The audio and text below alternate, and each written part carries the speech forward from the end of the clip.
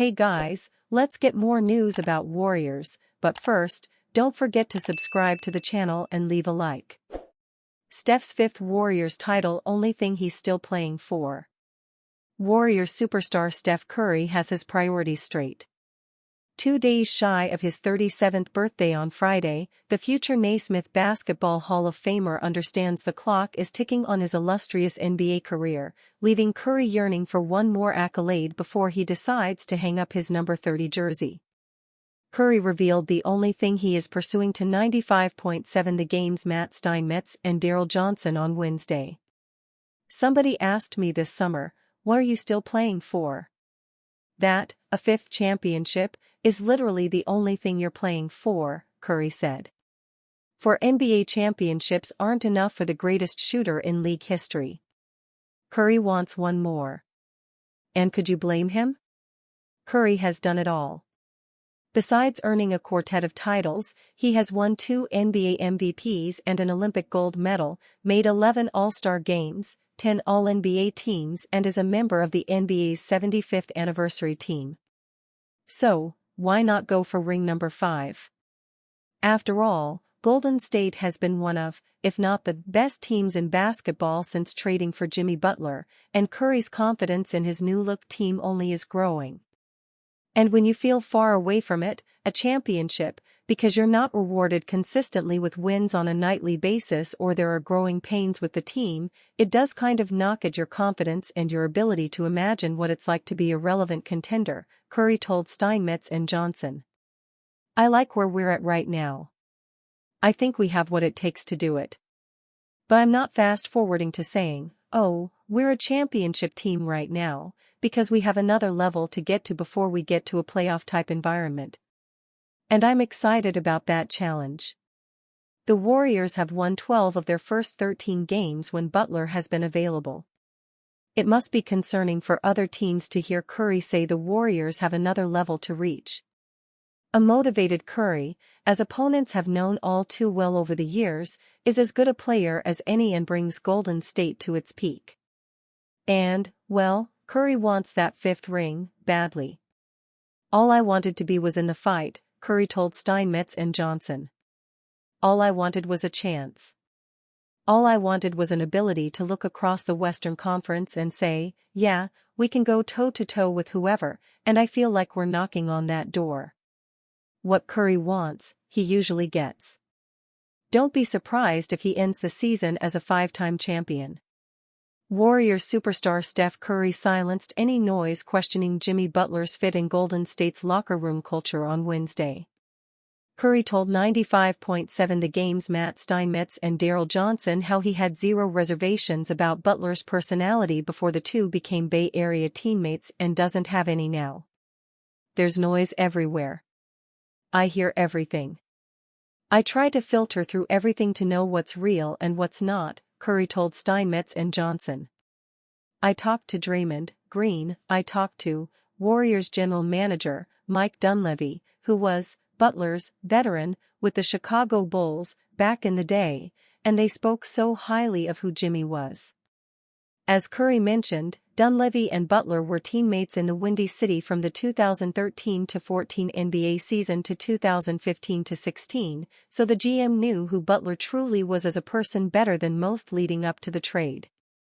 And Green signing off on the Butler deal was the icing on the cake, considering he used his podcast to openly warn the former disgruntled Heat star about his dramatics potentially being harmful to his career. I'm a fan of basketball, so a lot of these things I look at through a fan lens, not, as a Warriors player, Green said on February 5. About Butler reportedly not wanting to be dealt to Golden State. This one in particular, when I saw this, I was just like, man, Jimmy's got to be really careful, because you continue to lessen the amount of teams that would be willing to take you on. Good thing the past is the past. The Butler deal has worked out tremendously thus far as the Warriors have won 12 of 13 games when the two-way wing is available, and the organization's vibes are as high as they've been in years.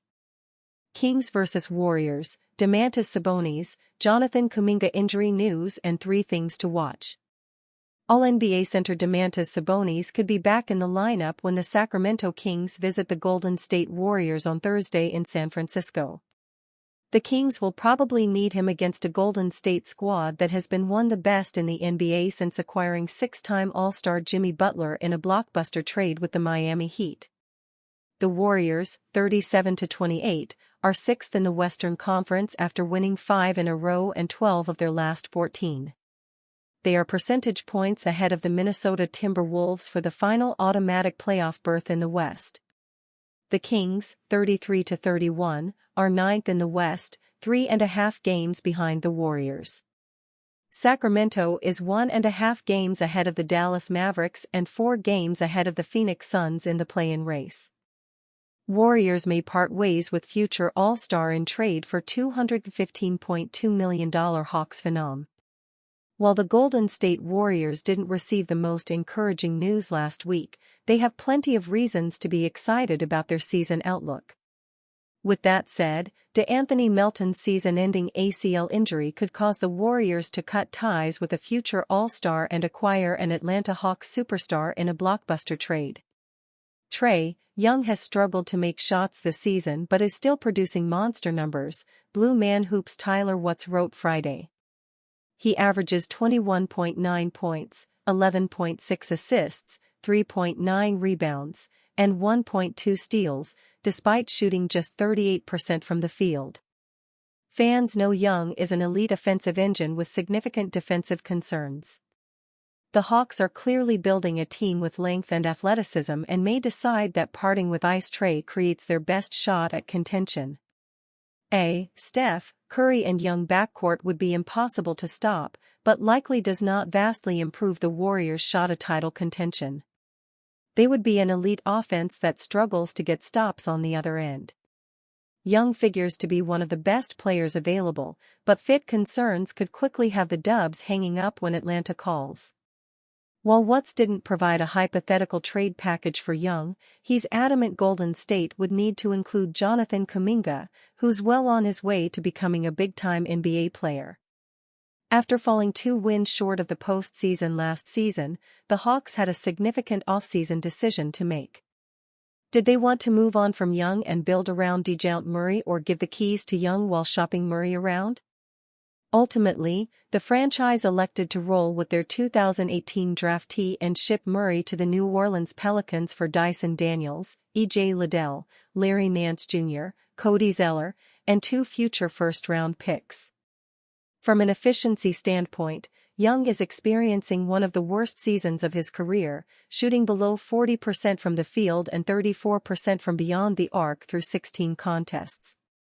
However, the extraordinary shot creator and flashy distributor is averaging 22.1 points and 11.7 assists per contest on the 7-10 Hawks. The Warriors probably aren't banking on Atlanta blowing things up and helping their star player find a new home. Still, they should be prepared to conduct business with the Hawks if the organization moves in a different direction. While it would be challenging to trade away an evolving forward in Kuminga, along with additional assets, the Warriors probably wouldn't pass up an opportunity to pair Young with Curry and form a lethal top 10 backcourt. It may sound like a long shot, but it's an idea Golden State should keep in mind. And you, fan? What do you think about Trae Young's situation? Write to us in the comments.